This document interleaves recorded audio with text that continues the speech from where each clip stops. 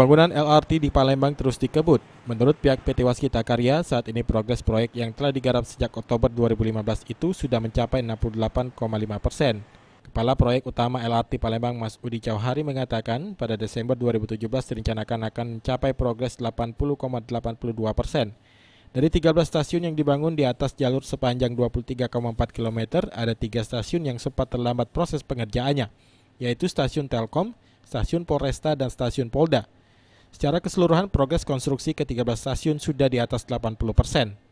Nantinya dari 13 stasiun ada yang menggunakan tangga dan lift, ram, travelator, dan eskalator, tergantung lahan yang ada.